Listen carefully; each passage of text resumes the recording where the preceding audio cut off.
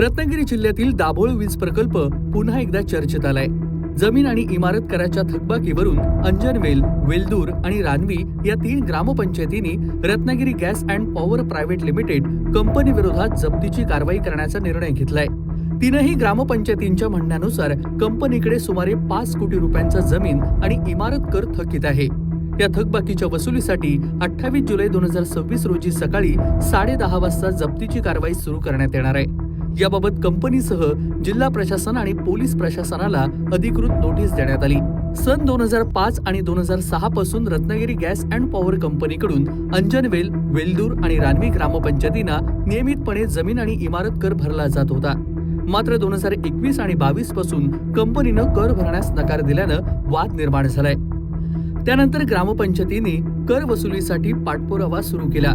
या प्रकरणी पंचायत समिती गुहागरचे तत्कालीन प्रशासक तथा गटविकास अधिकाऱ्यांनी 14 जून 2022 रोजी कंपनीचे अपील फेटाळून ग्रामपंचायतींना कर वसुलीचे आदेश दिले होते।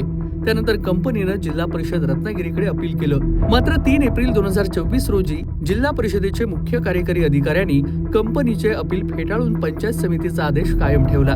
या कारवाईची नोटीस कंपनीचे मुख्य कार्यकारी अधिकारी, जिल्हाधिकारी, जिल्हा पोलीस अधीक्षक, जिल्हा परिषदेचे मुख्य कार्यकारी अधिकारी, गटविकास अधिकारी आणि सोबतच गुहागर पोलीस ठाण्यात देण्यात आली आहे।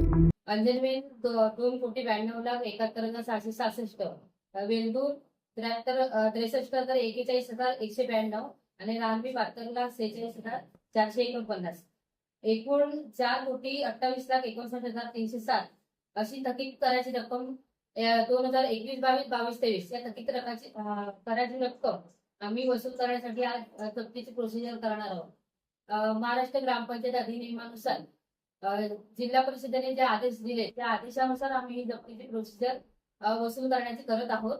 त्यामध्ये कोणताही राजकीय हेतू नाही किंवा त्यांचा कोणताही कंपनी बंद पडावा असा मुख्य हेतू नाही।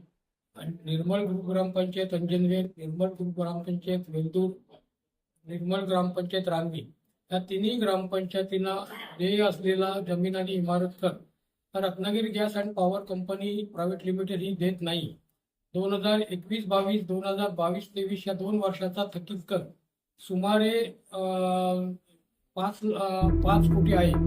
दरम्यान प्रस्तावित जप्तीच्या कारवाईवर रत्नागिरी गॅस अँड पॉवर कंपनीची भूमिका काय राहणार आणि 28 जुलै पूर्वी या वादावर तोडगा निघणार का, याकडे आता रत्नागिरी जिल्ह्याचं लक्ष लागलंय। कोकण कट्टा न्यूज, दाभोळ, रत्नागिरी। कोकणातील प्रत्येक घडामोडींचे लाईव्ह अपडेट पाहण्यासाठी आताच कोकण कट्टा न्यूजच्या सर्व सोशल मीडियाच्या प्लॅटफॉर्मला लाईक, फॉलो आणि सबस्क्राईब करा।